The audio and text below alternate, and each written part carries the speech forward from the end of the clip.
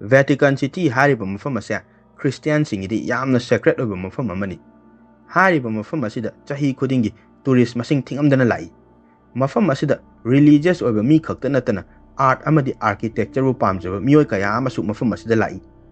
Yamna pikpa mafam amu oijarabasu mafam asida laiba buildings kaya ase architectural masterpiece ni haina khanari.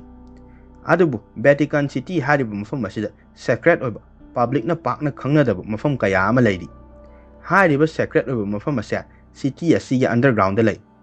Aduga mafam ase khulai paiba guards amadi states of art security na pungkun mari ngaktuna lai. Akhanaba mioi khara khakta natana mafam asida mi atopa amata changba yaramde. Masigi sacred oiba akhanaba mioi khara khakta natana changba yadaba mafam asigi mamingna the Sacred Apostolic Archives haina kawi.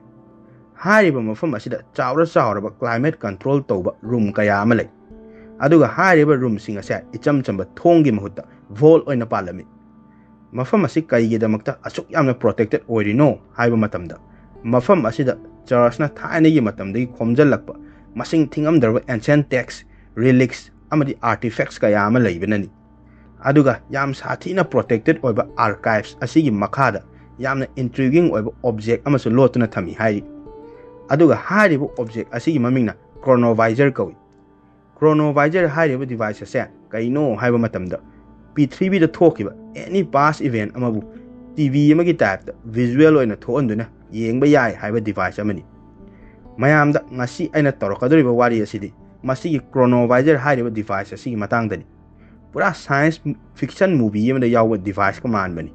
Adubu hariba device ase asengbagi lai haiba se proof ka konana laibana maram oiraga aina mayamda interesting oigani na khanjana share toropani.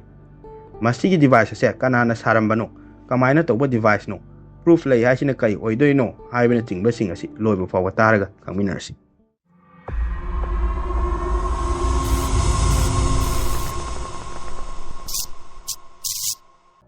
P3B da thokiba any past event amabu yengba yai hariba Chronovisor koba device ama lai haiba se ngallikan matamdagi mayamna haifet hafeti khangnarami. Adubu proof amta laitabana maram oiraga hariba device ase lai haiba se rumors amoina khanarambani. Adubu 2002 da France tagi priest amana the new mystery of Vatican koba Chronovisor ge maramda iba larik ama foglamki. Masigi larik asida Chronovisor ge maramda yamna in details ta irambada natana Chronovisor hariba machine asigi blueprint for yawba larik amani. Hariba larik asida Chronovisor se lai haibagi proof oiba yaba photos kaya amasu yawrami. Maram asina masigi larik ase hek fonglakpadagi Chronovisor hariba device ase lai haina mioi kaya amana thajanaki. France tagi priest amana Vatican gi hidden chamber da laiba yamna sacred oiba device asigi matangda kamaina khanglino haibasigi matangda amu lakcharage.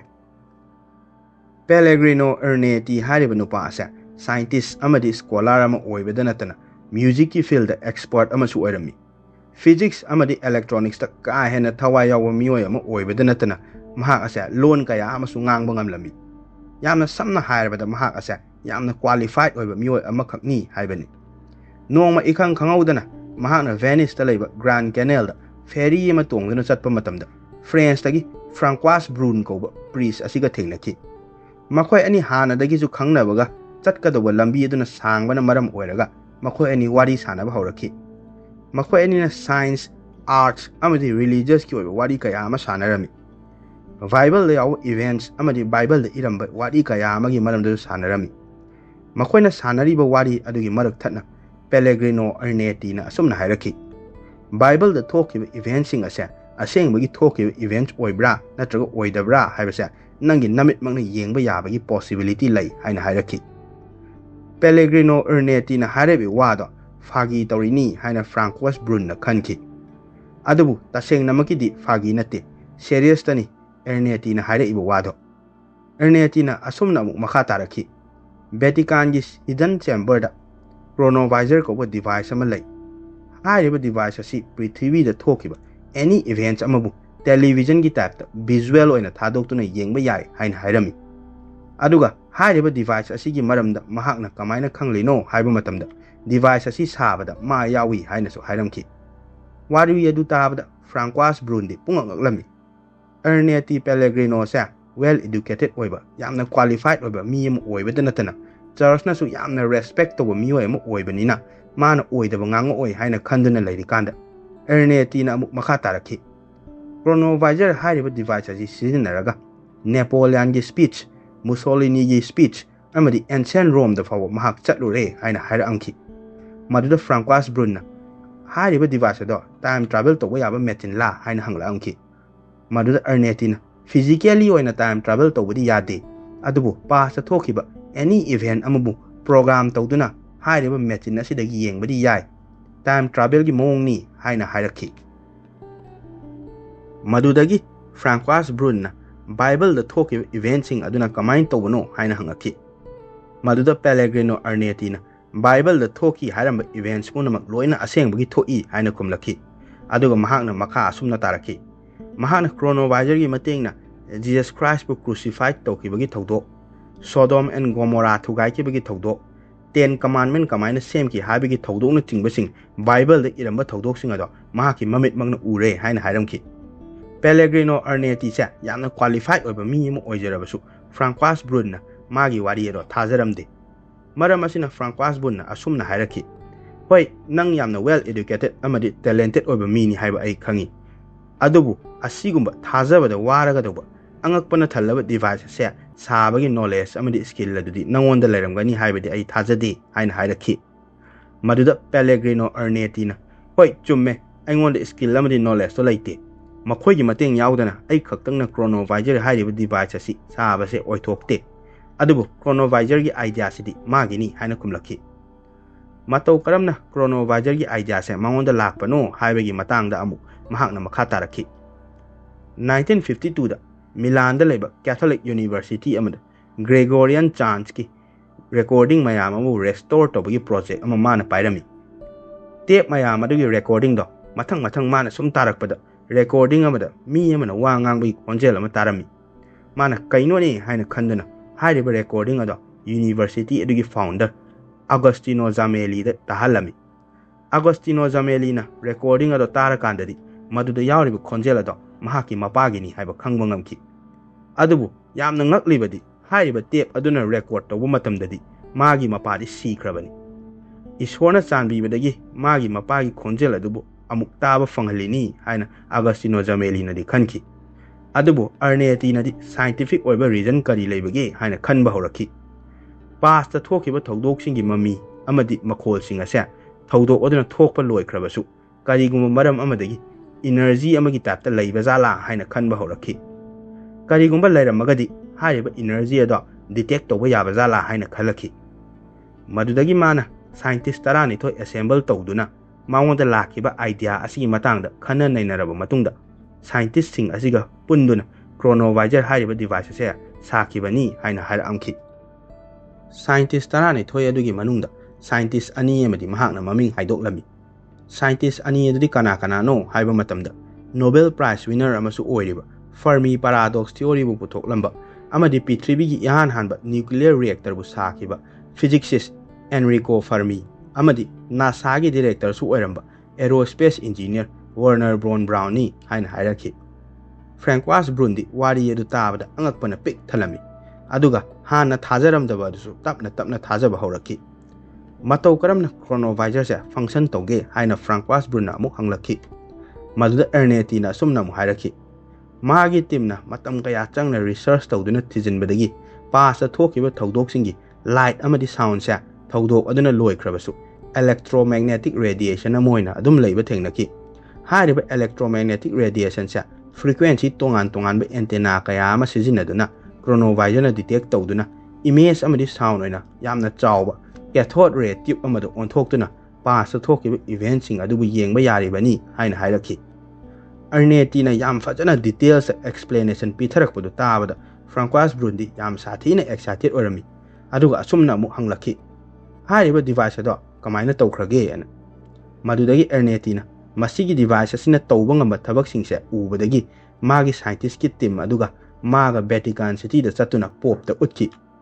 ꯄꯥꯁꯀꯤ ꯑꯦꯅꯤ ꯇꯥꯏꯝꯂꯥꯏꯟꯗ ꯊꯣꯛꯄ event ꯑꯃ ꯌꯦꯡꯕ ꯌꯥꯕ device ꯑꯃ ꯑꯣꯏꯕꯅꯤꯅ ꯌꯥꯝꯅ powerful ꯑꯣꯏꯕ weapon ꯑꯃ ꯑꯣꯏꯅ ꯁꯤꯖꯤꯟꯅꯔꯛꯄꯁꯨ ꯌꯥꯏ.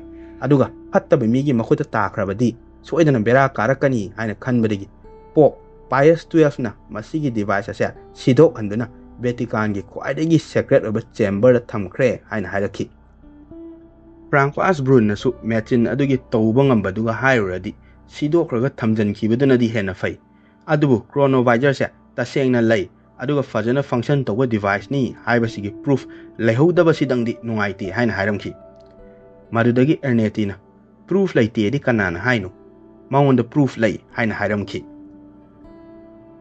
Chronovisor hairiba machine se lay aduga function tawba machine ni haibagi proof sing adugi matangda mu nainarasi.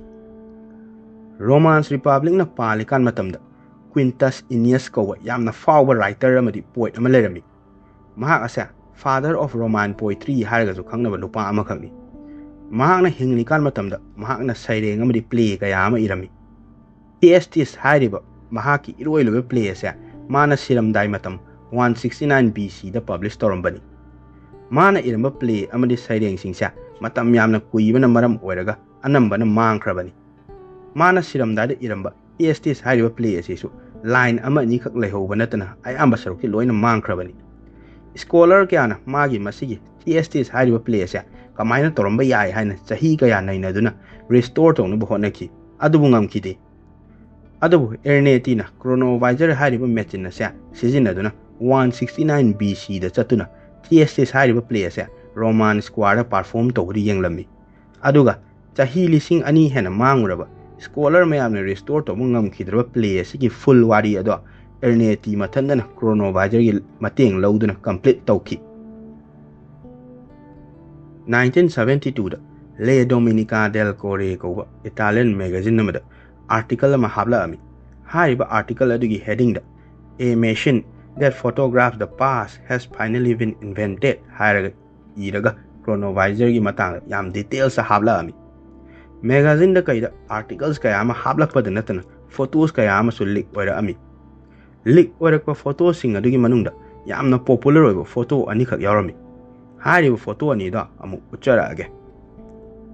Ahan bagi masigi photo asi Ernetti Pellegrino na chronovisor gi mateng lauduna namhoba Jesus Christ pu crucified toramdagi final moments to oikiba saktam aduni haina hairi. Aduga ani subagi sina Jesus Christ na magi followers amaga wari sanabagi photo ni hairi. Chronovisor se asengbagi lay haibagi compelling oiba proof kaya ama leira. Adu Vatican kangbu nadi moida adumba device amta laite fantasy ni haina deny toki. Vatican kangbu na deny tawra abasu Ernetti Pellegrini nadi mana siramdai miku fawbada chronovisor se lay haina hairambata natana open letters oina su iramki. François Brune iba The New Mystery of the Vatican hariba lairik asida chronovisor gi matangda full details ta irambata natana machine asigi blueprint fawba yauribani. François Brune chu mahakna siramdai miku fawbada chronovisor se asengbagi lay haina su hairamki. Adubu tasengna chronovisor se lay haibagi direct confirm oiba evidence lay tabana maram oiraga skeptics mayamnadi science fiction namani haina khanari. Aduga proof ne hairiba mahak aina mathakta uchchakiba photo sing asa fake ni haina skeptics kayana di hairi. Adubu ngasi dagi chahi lising anigi mamangda mangkiba play adu restore tawduna complete tawkiba adudi kamaina tawrino haina hojikpabu kanamsana debunk tawba ngamdri. Chronovisor gi wari sa yamna interesting oibada natana possible oiramba yai haibagi science oiba explanation kaya ama laikre. Chronovisor hariba device asida sizinariba technology asiga electronic voice phenomenon EVP haina su khangnaba technology asiga hairap mani. EVP hariba technology asi ghost hunter amadi paranormal researcher kayana spirit amadi ghost pu sound waves ki mateng lauraga wari sananaba amadi detect tawnanaba sizinaba kulai aduni. EVP no oithoga chronovisor na kari oitho oidono haiba wakhalam di laktro. Yam sathina well educated amadi well qualified chu oiba aduga mayamna yamna su respect tawnaba miyoi ani asina siramdagi miku fawbada chronovisor se lay and hairam libasini. Chronovisor gi topic asidi 1960s ki matamdagi yamna popular oiba topic ama oiduna lagni. Device asigi matangda miyoi kayama magi oiba opinion ngaktani pinaribasi. Aigi oiba motadi masigi device se layramgani haina khalli. Mayamdi kari khanbagi haibado comment section da thambiramo. ngasi di matang asida loisinjarage wari asibu nungairabdi like and subscribe toksinbiramo mathang dasu hen nungai ba topic kaya ama puduna lake mathang damu thengnarasi